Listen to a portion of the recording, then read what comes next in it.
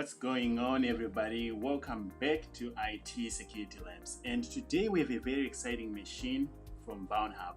We're very excited to be learning ethical hacking and also just detection. And this is the best way for us to learn information security skills in your own home lab, in a safe and secure environment, and also, in this case, in a fun way. So we do this every week, starting at 9 p.m. Central Standard Time. And this is a really fun way to learn. Today I chose Funbox ScriptKiddie because it's a very interesting machine.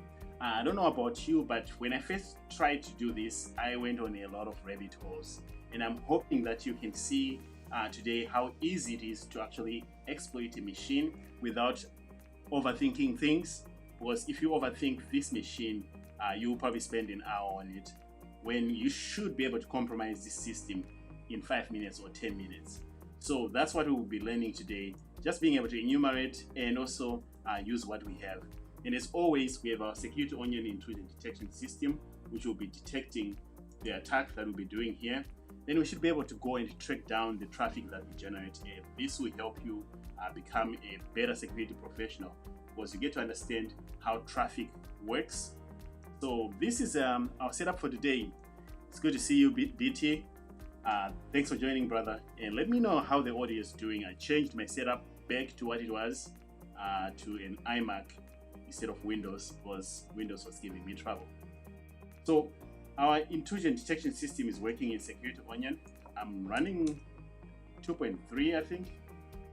And this is on actual hardware. As you can see, we're getting some alerts here, which is really, really great. So without wasting a lot of time here, let's get started and start our attack on our machine. I'm going to be using my Kali Linux here. This is Kali undercover. And our victim machine is actually on port 192.168.38.39, I believe.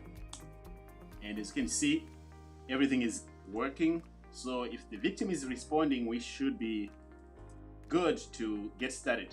You can get this by running a net discover, or you can get it from your DHCP server. In this case, I got this IP from my DHCP server. Mamadou, it's good to see you, brother. Thanks for joining. And then, so let's start by running an nmap -sv -sc on all ports, because we want to be thorough this time.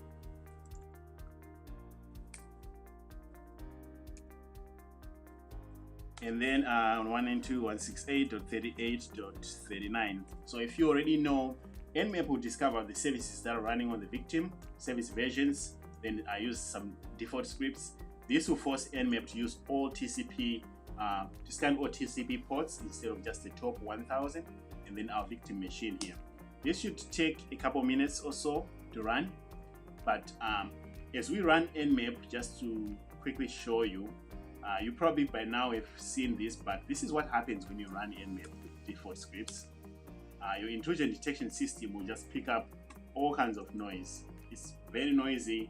It's not helpful for you as the attacker. It's also not helpful for the responders, because there's a lot of false positives here. But nmap does trigger all kinds of alerts from Suricata. So just be aware of that effect. Most of this is noise. And if I look at this, I know that this person just ran an nmap out of the box. They didn't even try, and which is what we did. So if you're one of the responders and you see things like this, you know you probably have a ScriptKiddie on your network. And it's fitting because we're attacking a machine called ScriptKiddie today. So as a ScriptKiddie, we're generating as much noise as we can. So that's why we're trying to do it here. Let's change this so that I'm smaller. All right. So now that we did that, let's see what we found. This is a nightmare, at least for me. Seeing a lot of ports open, I don't like it. It means that I have so many things to look through, and I have to come up with a strategy. But the strategy for me is start from the top. SV gave me service version. So here's a Pro FTPD version 1.33.6. That's very specific. Before I move on, I need to find out, is there a vulnerability on this? FTP usually comes with anonymous login, and As you can see here, we don't have anonymous logging working. Yes, it's hacking time, brother. Definitely hacking time. And we're starting right away with a very bad FTP. I've seen this on Vulnhub before, so I know this version of FTP is bad. If you don't know, your best bet is to go and ask, and lucky for you, you can use search exploit and paste that. Search exploit will tell you whether this thing is vulnerable or not, and as you can see, we have two: compromised source backdoor, remote code execution, and we have a Metasploit module. So we know this thing is vulnerable, right? So we need to attack this, and before we move on, we need to verify that this at least doesn't work. Other than that, if you are one of the people like who do what I did earlier, you just look at this, oh, anonymous is not allowed, so I'm going to move on. And I got excited because it's exciting. I saw 25 here. I was like, oh, maybe. And also on the box, it said that I need to add Funbox 11 to LC host. So let's do that.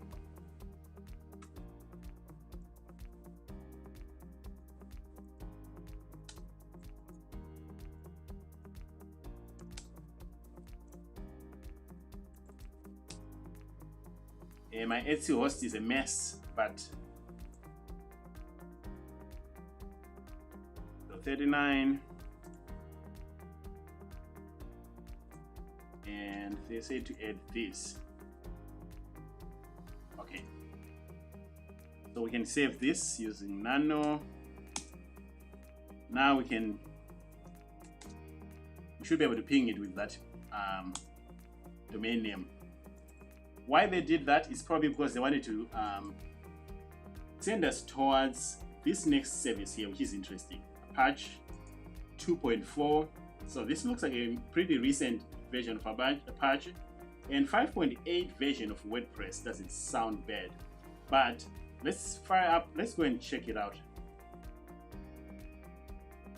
I'll just use the name that they gave me.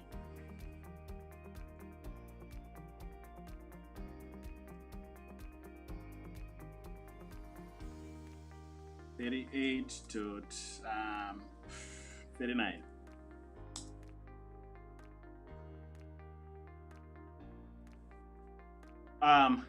Juan is asking what terminal do I use? I use just a regular terminal that comes with Kali. In the other one, in my other machine, my Windows machine, I use a Z shell. So this is what we have for Apache. It looks like some image. That's really not helpful. You might have noticed that my new tool that I really like. I used to run Legion or Sparta, but now Nikto is really good. I'll tell you, it has been really good for me. At least in the PWK labs, Nikto can identify some interesting things. But while we're there, let's also use a better. Let's just use a lazyman's directory brute force here. Derp is my lazy one because I don't want to go straight go basta on this thing. But go basta is the way to go. Right now I'm just using a small word list command.txt. We're trying to see what other directories are there. Nikto is going to, of course, find the version of Apache and other things. And Nikto is loud, as we already know. We also know that it's running WordPress. So do we have a /WordPress or is it? Yeah, there we go. WP content and the good stuff.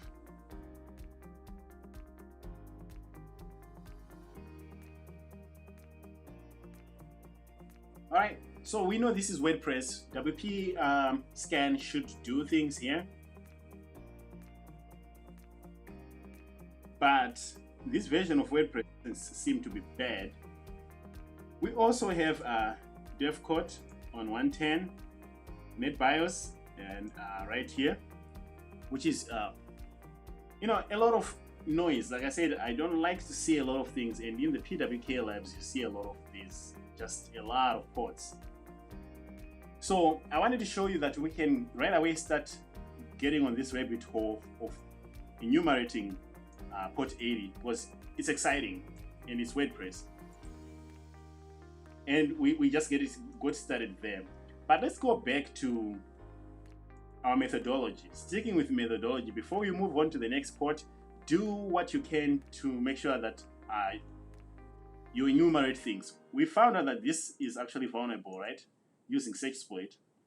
And right now Nikto is enumerating port 80, which looks exciting, and we like to attack WordPress. But in this case, let's exhaust our first port first.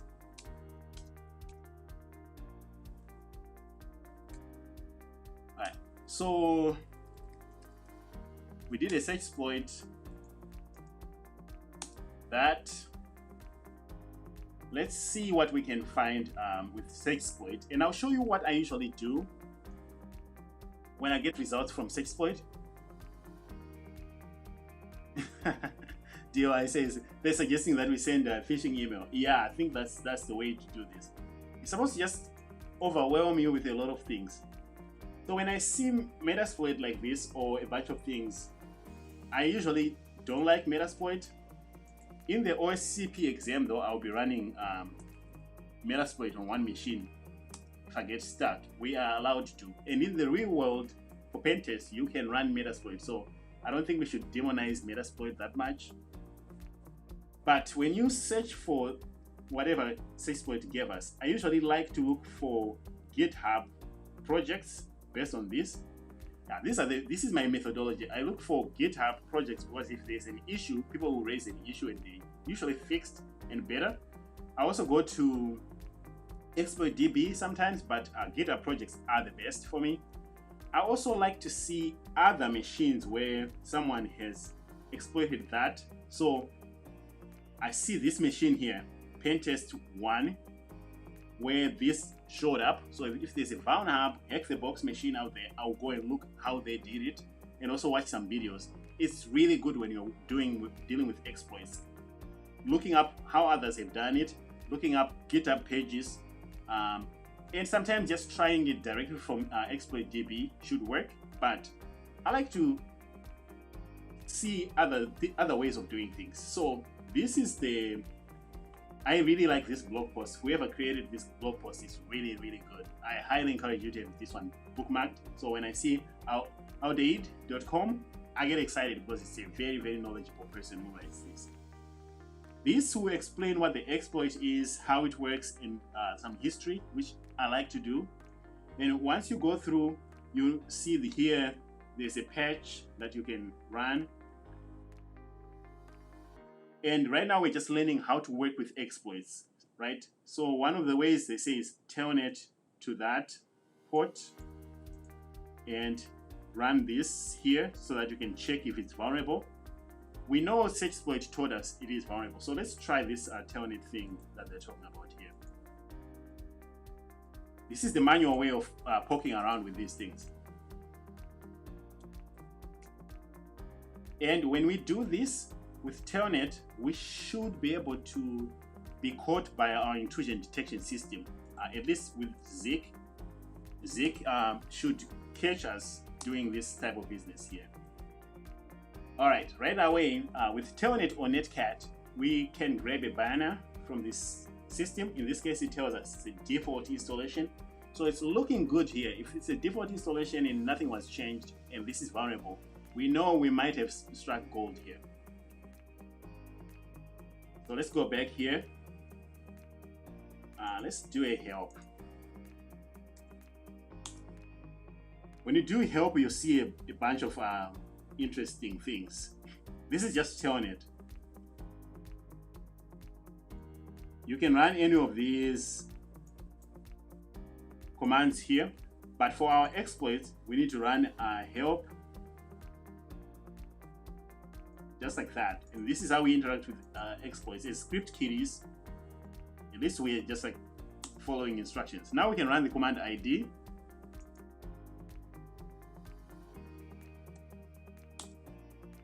So this is indeed a very easy machine. As you can see, we can execute commands directly on this thing through Telnet, and I found this very, very, very fascinating. I don't know about you, but now I know I can always check Telnet if I have FTP, especially if it's a vulnerable version of FTP like this. Okay, let's do this. pwd. I'm just messing around with some commands here.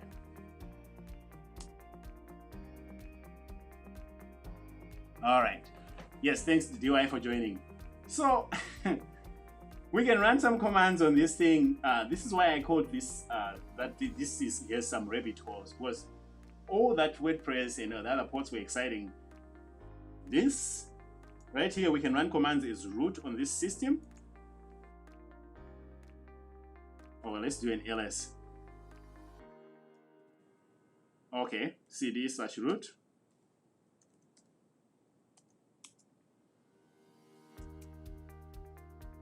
Cat. What is the flag here? What is the name of the flag? Okay, cat root the text. All right, so it looks like we got the flag by just getting in using FTP, following this proof of concept here, the manual proof of concept, which, I mean, in a way, there is something to be said about this way that we just did here. One thing is, we don't have to overthink things, right? We don't have to overthink things. If you find that FTP is open, just because anonymous is not enabled does not mean that you need to just move on and jump into your WordPress WP scan. If there's a version, go and check the damn version. That's what I just learned from this. I did spend an hour going through WordPress, banging my head on the wall saying, if this is supposed to be easy, what's up with that? It's because of this here. So this, of course, is not as interesting. We need to build off what we just did here. We got a flag, we know that. Let's ask this. This thing is Python, which netcat. It also has netcat. Can I spawn a shell back? Since I have netcat here, let's find out. If we can spawn a shell through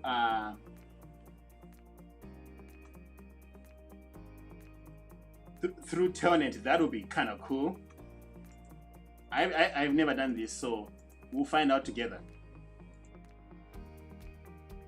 What is my Kali's IP address? Then this is the command I would like to run.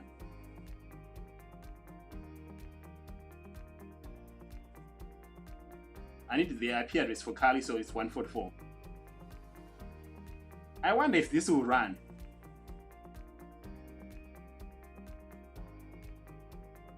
If this runs and gives me a reverse shell, that would be nice.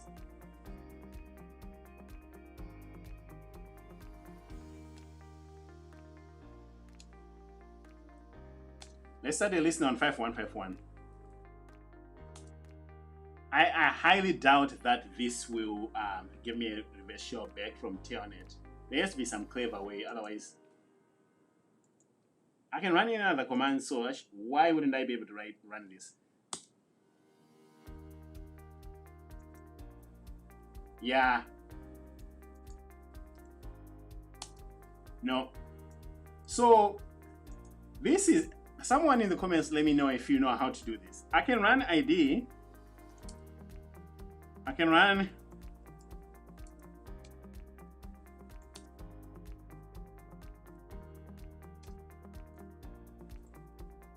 I can steal the shadow file. And here we have a user bill. I don't know if this was the intended way of attacking this machine, or if this was some messed up way. We can see the root hash here, which we can try to crack, but I don't know how long this will take. But of course, when I run my reverse shell, my netcat command here, it doesn't like it. All right, so that was one way of doing this. BT says you need to find anything. At this point, I actually don't care about the other ones, but yeah. Let's see if Nikto found anything. No, Nikto did not find anything interesting here.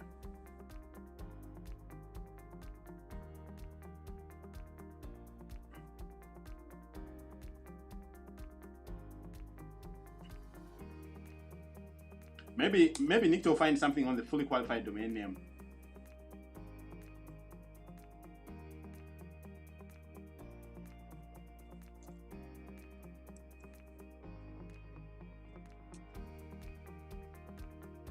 So sometimes when you run Nikto, make sure that you scan both the fully qualified domain name and just the IP address. Sometimes people would actually have their servers respond to one but not the other in certain things. Same for GoBuster. But right now we're in the telnet session and we were able to get in here within a couple minutes. But that's not all, right? If we didn't do this manual proof of concept here, we also have this ditch scan that we can run. This will just tell us that it's vulnerable. It's automated way of doing what we just did manually. So that's not exciting.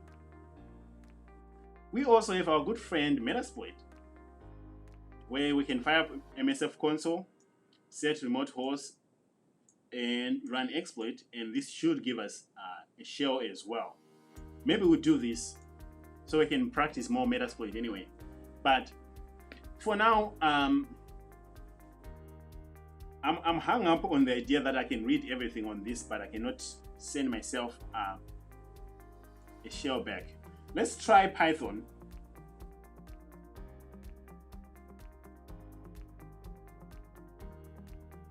It's going to payload all things here.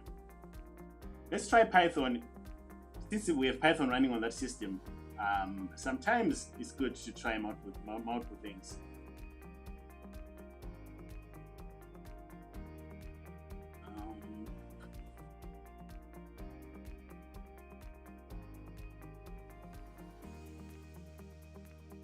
I'll copy this one.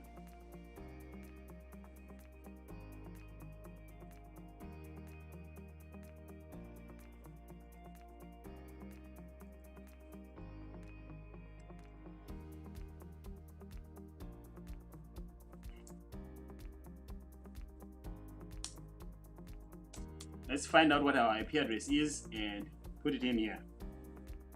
So with our Python, let's keep the port 4242 the same, but instead change this IP address to 192.168.38.114. Alright, so this should fire as well. Let's put a semicolon at the end.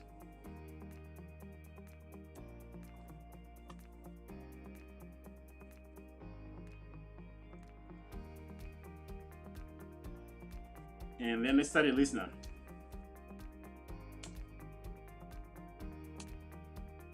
This is my last attempt. Then let's come here and paste it. I just want a nice shell back.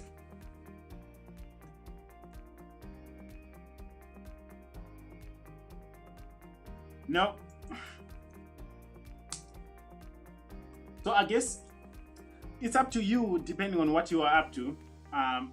If my goal is to compromise this system, I can steal pretty much anything that I want from here. In this case, I store the root.txt. But just to make sure that we go all full circle here, let's do an let's exit and run the Metasploit module.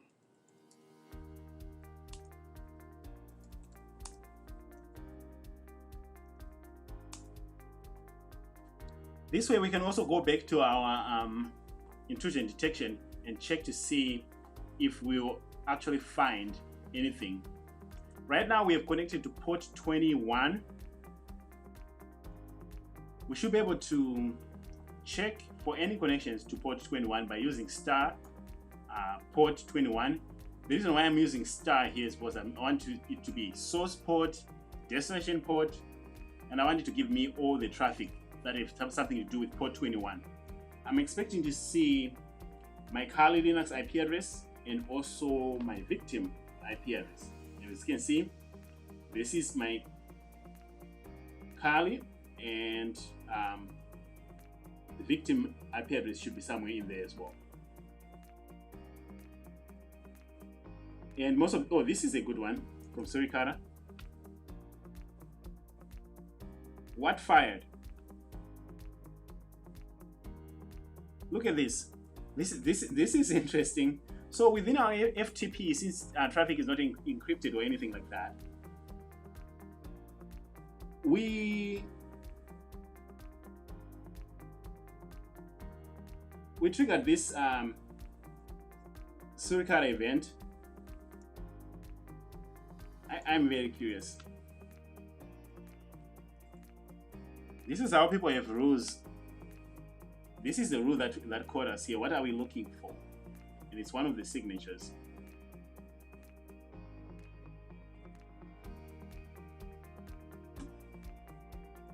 Forget about that. Let's look at it here.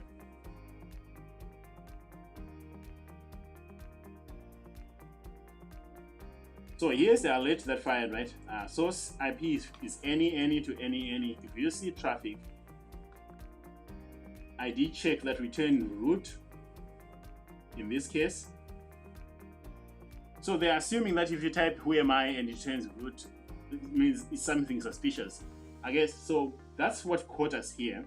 That was one of the Surikara events that fired. And being able to play around with this can really help open your eyes as to how do people detect things, like when you go to work and they say, hey, you're a security analyst now, your job is to trace these events and stuff like that. If you do what I'm doing here, you know, oh, this event was fired by Surikara because it saw this pattern within the traffic. And it will help you filter out a lot of noise compared to things that actually matter. And that's what we're trying to see here. Zik events are good for checking, make sure that connections did happen. But you'll notice that some of these are weirds. But this one is interesting. It's the same as the one that fired Surikara, and it's returning the reply of user ID of root. So this looks like someone was checking who they were when they signed in. In this case, that was us when we typed ID. Client IP, this was us attacking. This is Carly, and of course we should be able to see the victim here as well. So yeah, here who was responding. So this is really good stuff, guys. That was just us using FTP. Let's run Metasploit. I am pretty sure from what we have done with Metasploit is very good at trying to hide basic traffic. So we probably will see something that gets triggered, but not as noisy as this FTP here that we just searched for. So let's go and do a Metasploit way of doing this. And what's up with this? Metasploit won't start. I guess the guards are saying don't use Metasploit. What's up with that?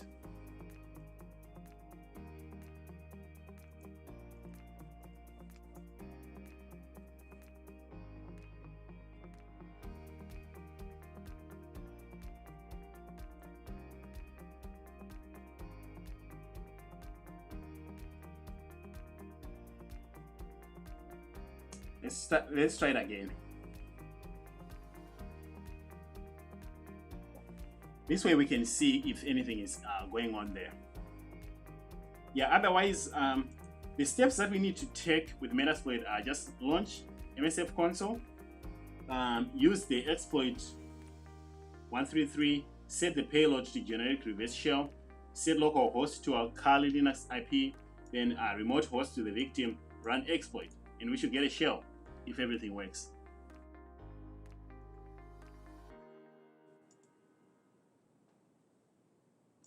What's up with Metasploit today? You can tell that I don't use Metasploit that often. If it doesn't start, we should be able to find other ways. Right, let's check the other one that Nikto was looking at. So we found WP login here. Last week, I think we worked on a WordPress site, so I won't bore you by showing you how to go about attacking WordPress again. We've done several of those since we started this. But you can see here that we found the license.txt. This will probably show us the version of WordPress, but we already know the version of WordPress is 5.3 or something like that, and it's not vulnerable. Let's check our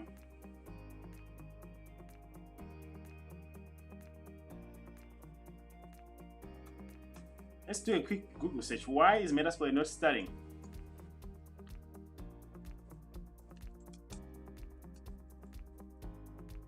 Maybe I need to start the database, because I thought we can actually do a Metasploit here.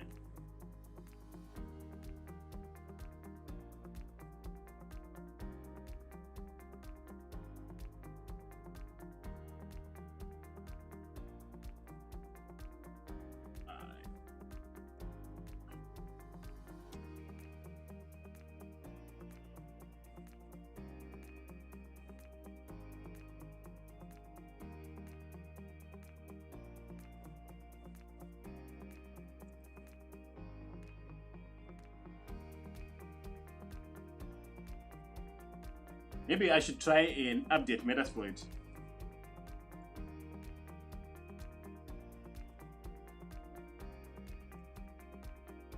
Finding an article here.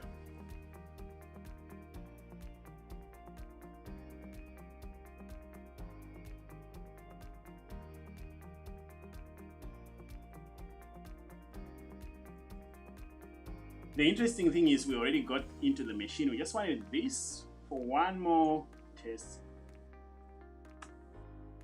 Starting the Metasploit framework.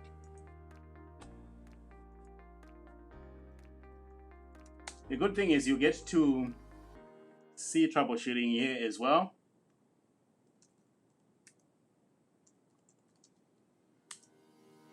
Okay, what does Google say?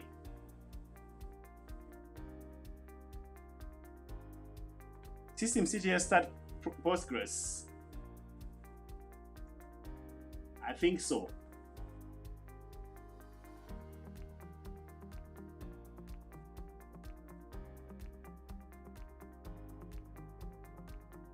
I think that's what I need to do here.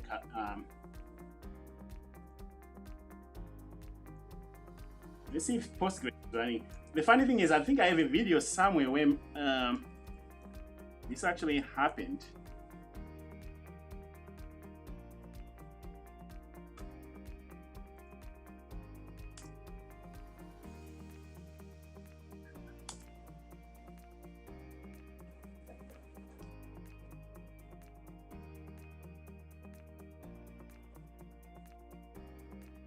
All right, so the database is running. That's good news.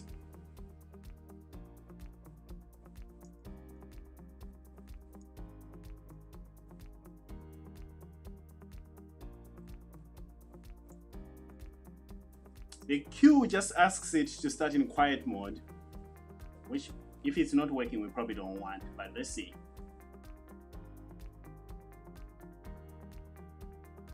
And let's go find out.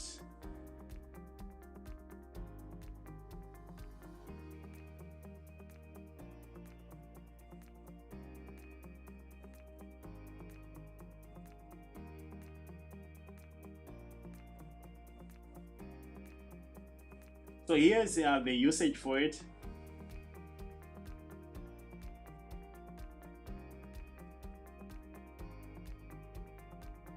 Start the database, Postgres DB.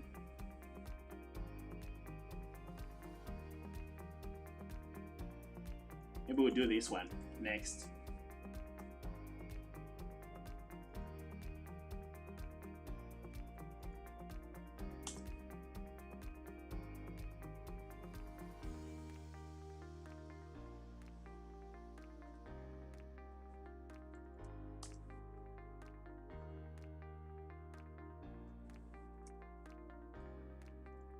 We need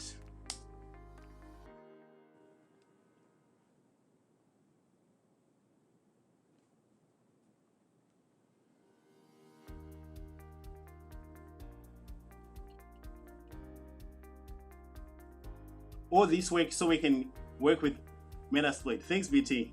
Says try updating your Metasploit. I think that's the next order of business.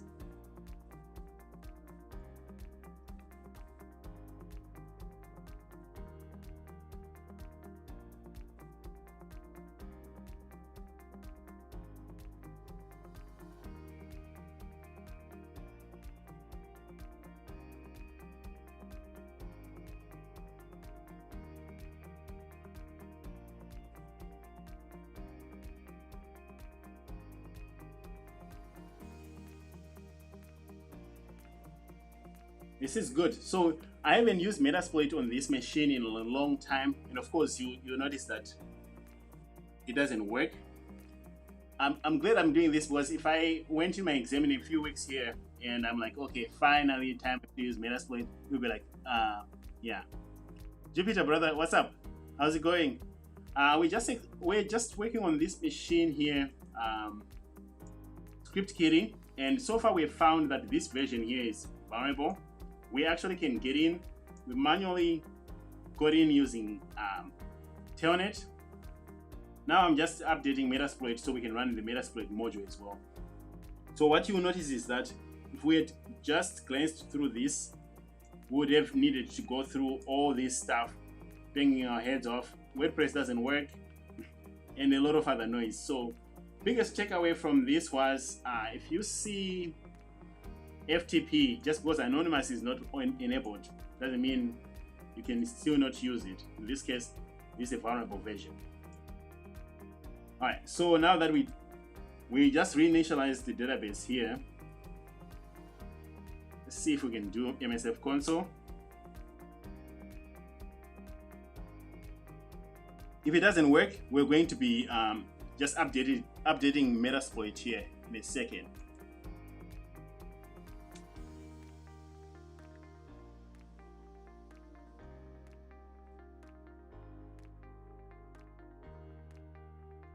And there's a document that will show us how to do that. It says to run, no, I don't want to go and check for updates. I want command line.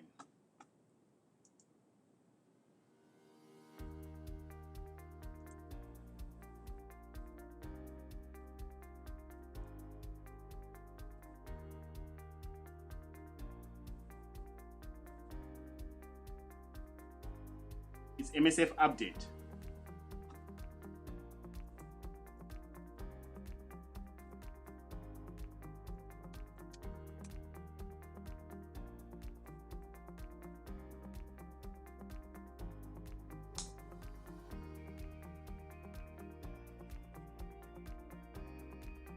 Okay, good to know.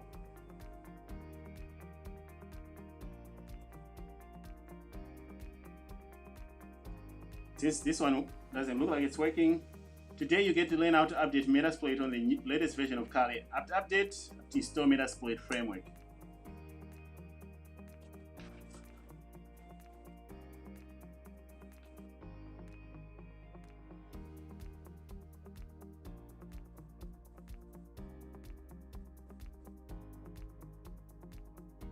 And while that is happening, let's go back and check more of the noise that we generated here. So within Security Onion here, like I said earlier, this is going to really help you, especially if you know how much noise Nmap generates. You know that we have a ScriptKiddie here, but we have this interesting successful sudo to root executed. Oh, this is on my Security Onion itself. I was actually in there getting to root access. This is interesting.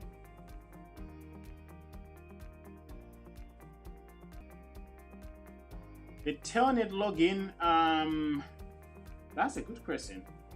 It did catch when we ran commands within Telnet, but I don't know if it caught the actual login session that we did. We should check for that. I like that question. And we're at 20%.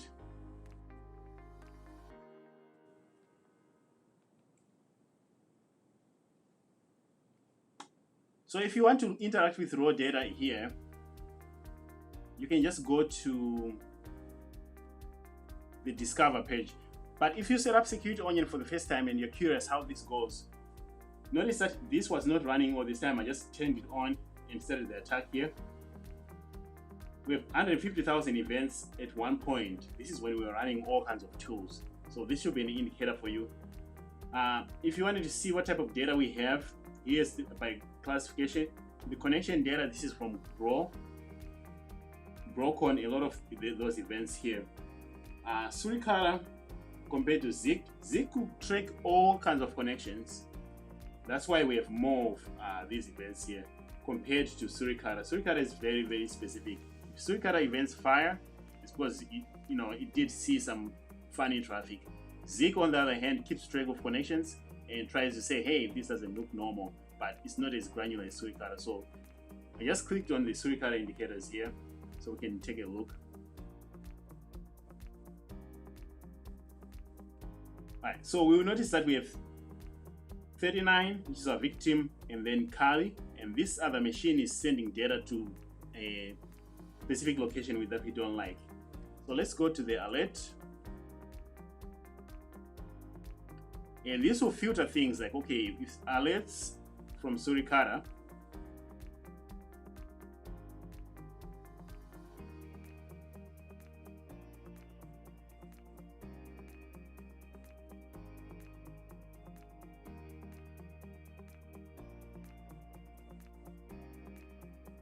a lot of this is going to be Nikto or Zeek.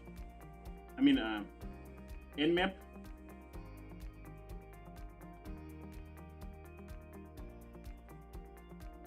I'm looking for interesting traffic, and you might be curious, like, oh, how do you know what is interesting? I've seen most of these. This is Nmap and Nikto. And the user agent will be set to Nmap. And I'm just manually looking here to see, oh, Suricata caught something about shares. This was probably Nmap looking for shares.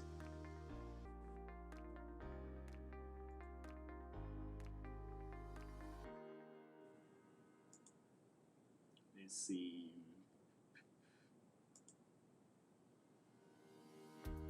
Yeah, a lot of these are Nikto.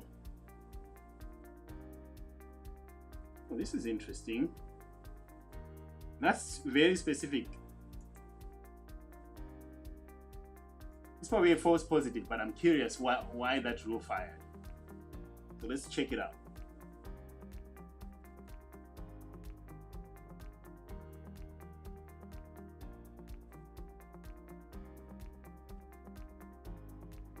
This Security Onion server needs an SSD so that it's faster.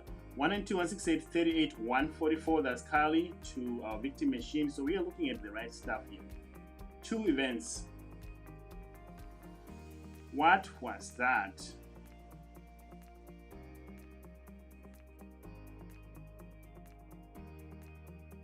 All right, so this alert here,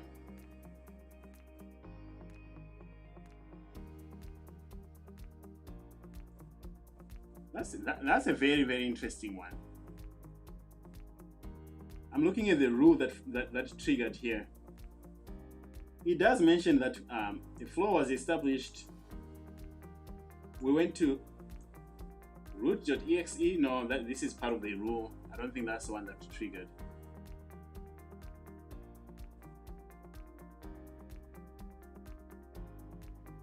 This is one of those false positives that show up. I'm trying to see how this could have been triggered with our attack.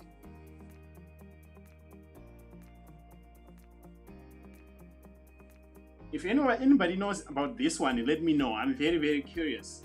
I mean, from what we did just getting into FTP, this looks like a false positive to me.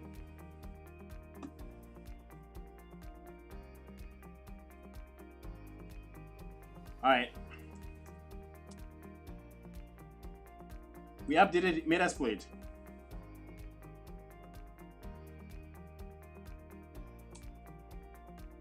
Let's see if it works. If it doesn't work this time, we're going to give up on it. We don't need Metasploit. We already know how to get in the machine. But third time is a charm. Let's see if you do start. I just have to fix it before my exam because I might need Metasploit. I hope I don't need Metasploit. And we will be following these instructions here. There's nothing fancy here. We're literally copying and pasting like script kiddies that we are. So it's not like we're about to discover fire or anything by using this. We'll be running this one first. Then we set the payload and the IP address and stuff.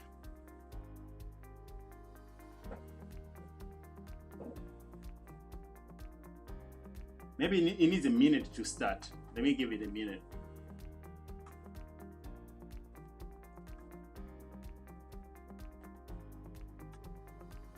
See.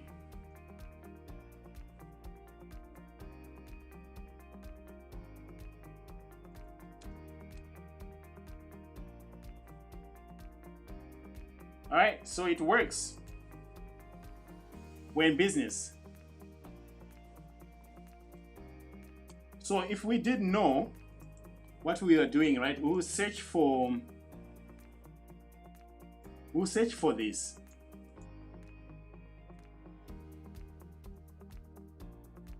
I think I can type search in here. For the I'll search for the version that I have, and what I wanted to show you here with Metasploit was we don't actually use it on this channel that often anyway. It's a really great tool. I don't know why people like to demonize it that much.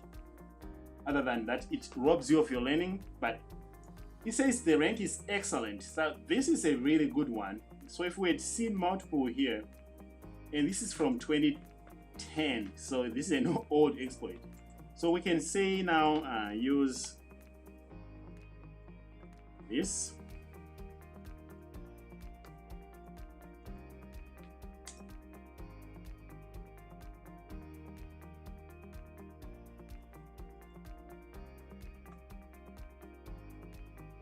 It needs to be, yeah, that's what we did. Show payloads. Payload or payloads. So these are the different payloads that this thing takes. In this case, if you didn't know, if you didn't have that other document that we're using there, it's using Perl. I'll just avoid those ones right away. What you want is a clean one. This one is using Telnet. This is the generic one. We're likely to succeed with this generic one compared to these fancy ones. But we know Telnet works, so if this one doesn't work, number 2, we'll end up using number 3. So we can set the payload to be this one. You always start with the generic, then we go specific. And in this case, we are informed Telnet works, so I will use the Telnet. Next.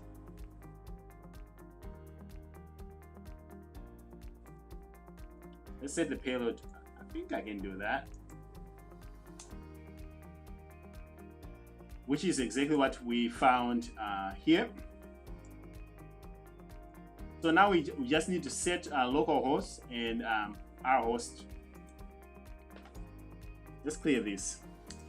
Let's ask it, hey, show options. What do I need to set for this thing to run? It needs a remote host, which is our victim. And it needs a local remote port. We know that it's 21. And then we also need L host. So far, so set our host 192.168.38.39. Our port is good. Set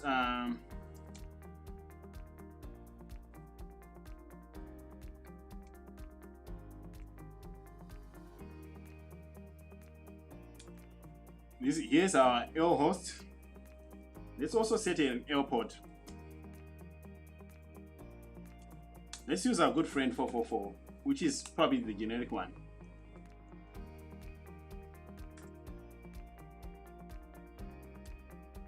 All right, show me some options. So I can tell that it's actually set to my R host and R port, L port. It took those values, but they are not there. So what we want now is, if we just type the exploit command, point and shoot, there's no. All right, that's interesting.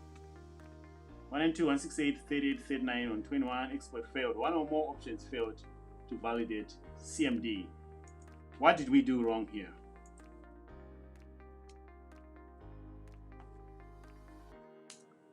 Okay, 192.168.38.39. That's good.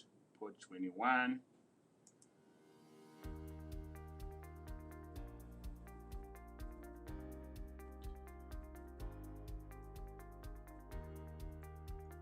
I did set that payload. I thought I did. Set payload generic shell.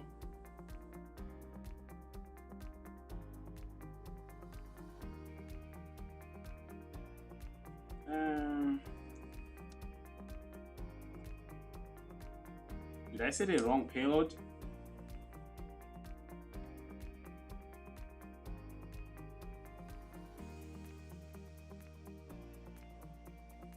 I didn't think I did.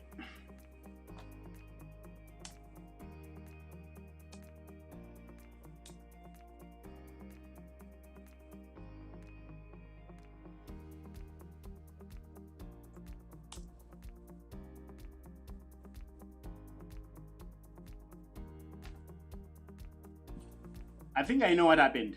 Let's go and reset this machine, because once you run it once, it might not run again. Let's do that.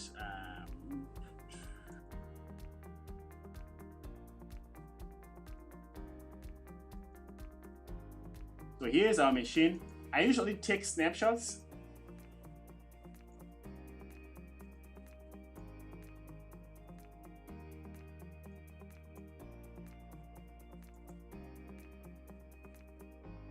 So we'll power it off, then revert to a snapshot before the attack started. Because I think we messed with it. So I do this a lot within the PWK labs as well. It's in addition to other people messing with the machines in the labs, you can trip your machine to a point where your exploit doesn't work because you messed up with things.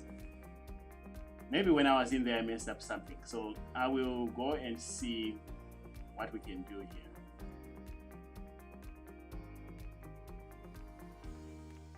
Let's restore that.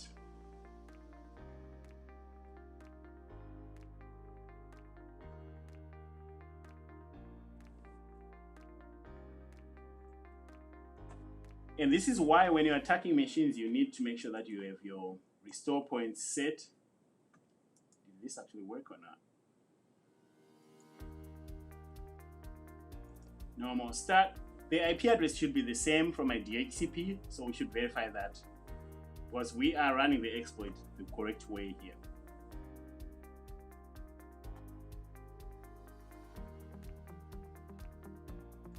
Yeah.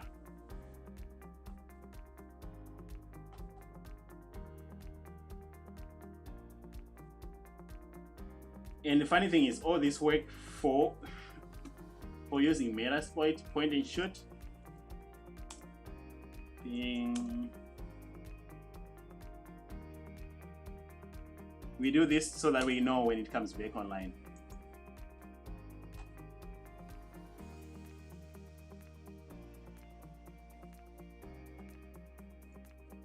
When you start these machines, usually you'll be able to see here. All right, there we go.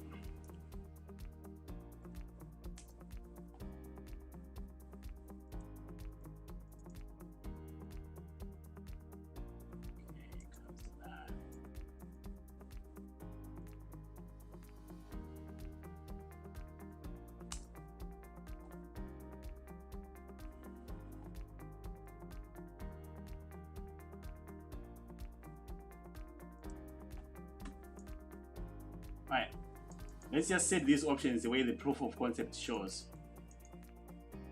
Make sure we didn't miss anything.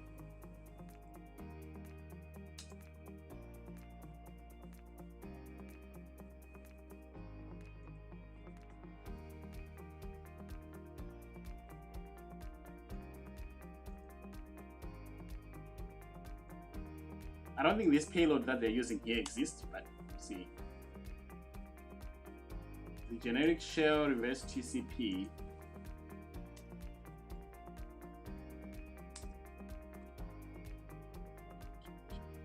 Let's see anywhere.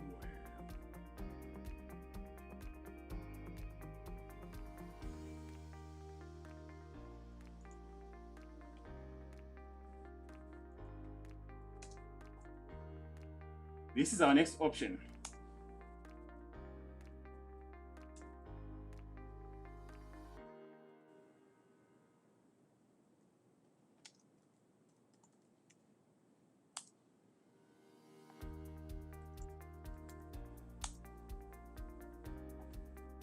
All right, so now you see, just because it's Metasploit doesn't mean it's an easy one. So the one that worked for us, like our logic said earlier, is we tried the generic one. Generic didn't want to work for whatever reason. This one says Telnet. We know it works through Telnet, so we went to number 3, and now it likes it. Someone who's very new will be like, wow, it's not working. Maybe Metasploit doesn't work, then they'll move on. They'll probably start Googling other things, and before you know it, they just left a very easy thing here. So right now, if I do an ID, I'm also in a session here, and I should be able to do the same thing.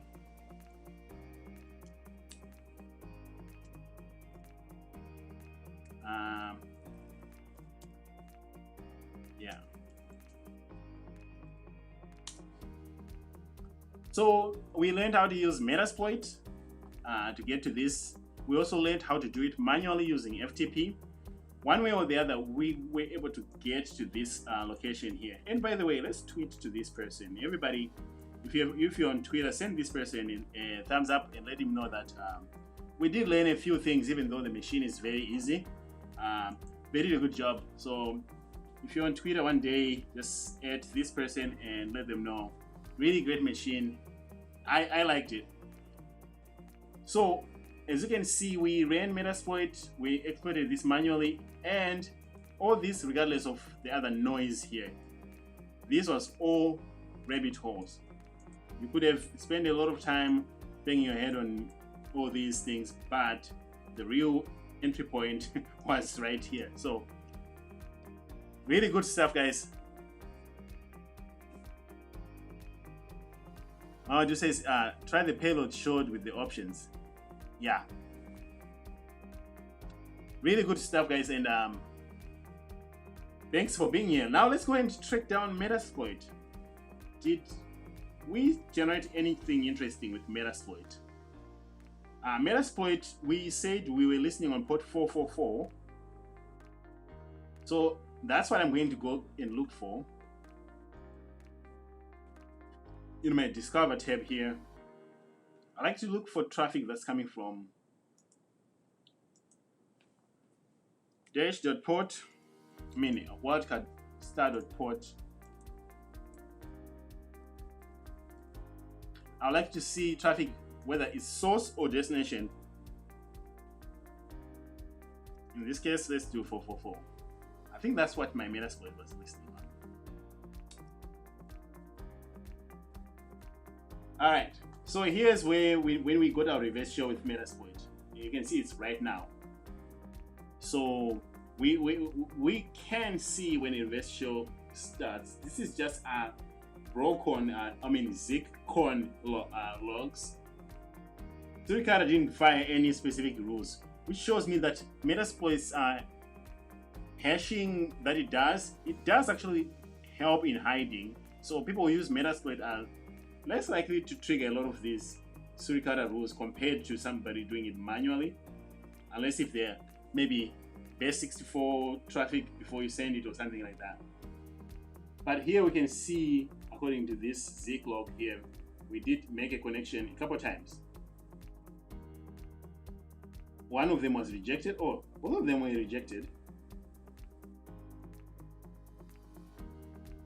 So the 2 times that we tried with the wrong payloads, they're the ones that got rejected. The one that succeeded didn't show up here.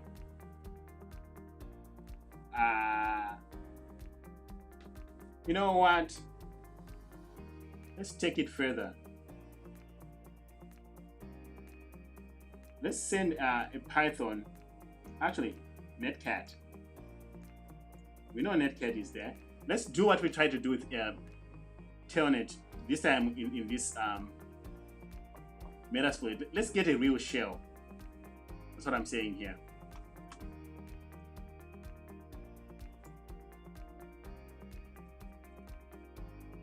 Because we can run things, right? So let's fix that by, let's run a netcat again in 5151.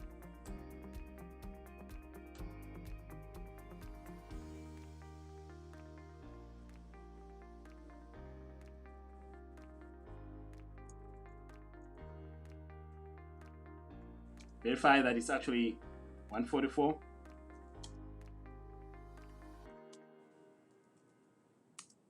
Then we can go and track down 5151 as well.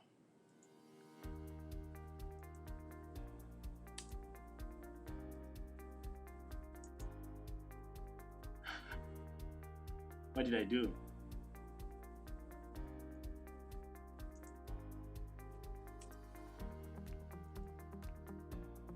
Netcat.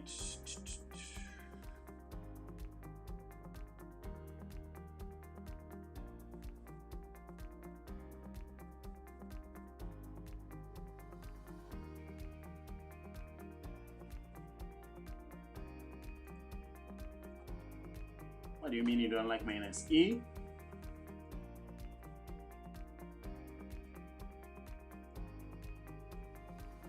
Isn't that what payload all things say we should use?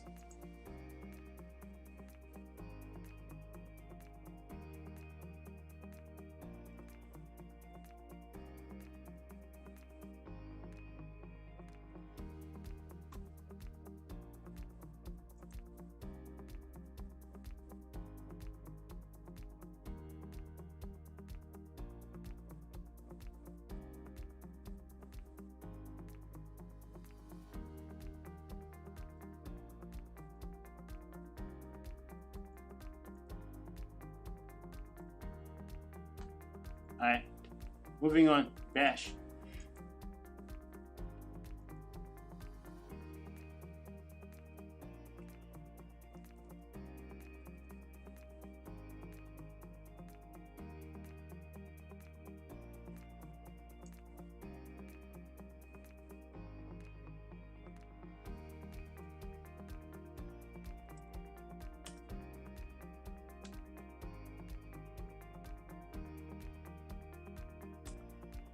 Bash is listening on 4242.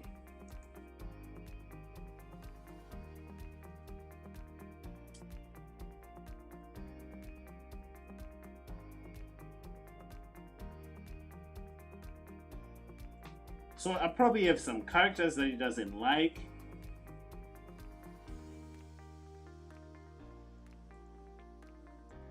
What is that?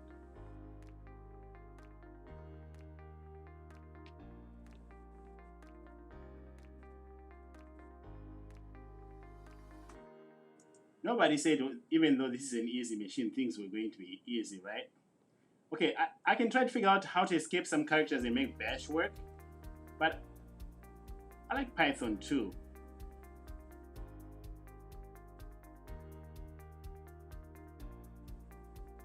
Let's use this one. If none of these work right away, then I'll go and mess with, I'll go and commit to messing with one of them. For now,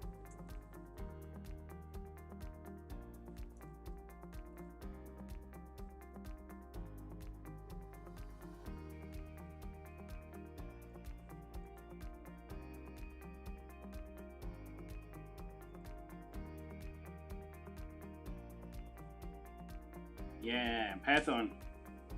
Python for the win, maybe. Yes, so Python for the win. You know, one thing that you learn when you are doing a lot of these hacking exercises is patience. It's almost like it teaches you to be like, you know what, calm down. keep your head cool a little bit. Otherwise, if your brain easily freaks out and say, "Whoa, this is not working, this is broken," you might actually not end up with. Oh, it's complaining about my environment variable. You might not end up with a successful attack. This is how I fix that when it's complaining about that environment variable. Just export a term using this. Now I can clear my screen. So at least whether you like the other one or this one, you can see that now we're in here.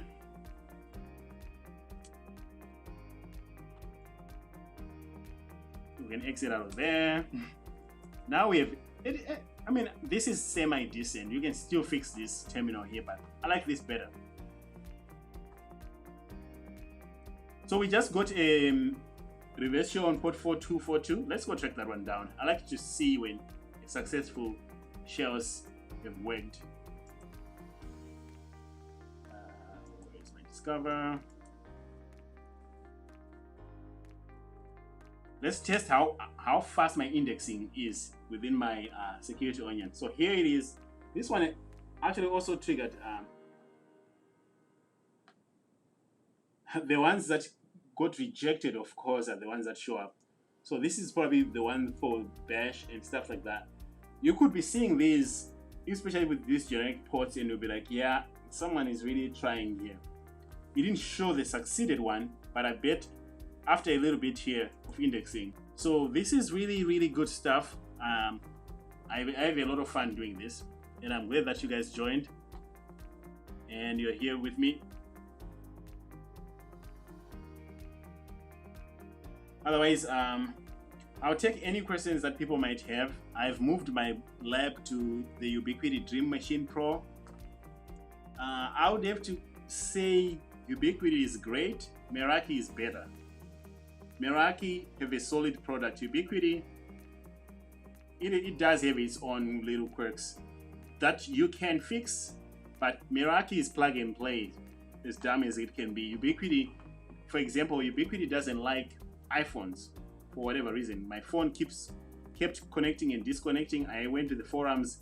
It's a very common issue with iPhones and Ubiquiti access points. I don't know why they even fixed it. It's still happening. I'm running the latest version. Same as for my iMac.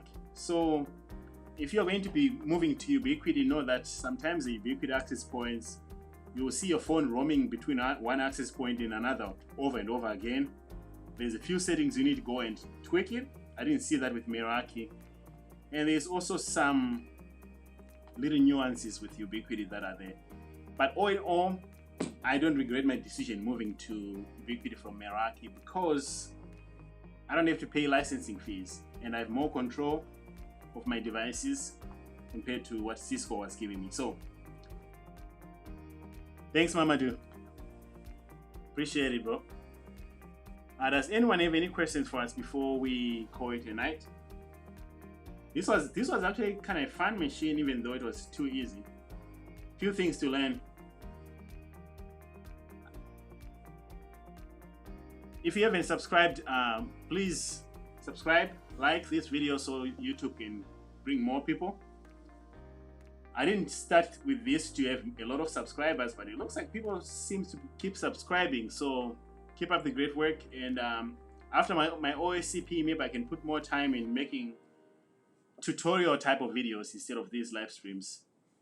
But for now, I'm excited for the OSCP, and I'm excited that you guys are able to join me as well.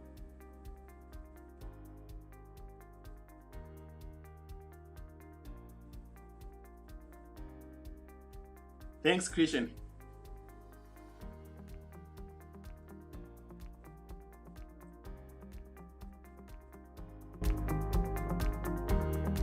Alright everyone, thank you very much for joining. I will see you next week. Hopefully find another fun machine.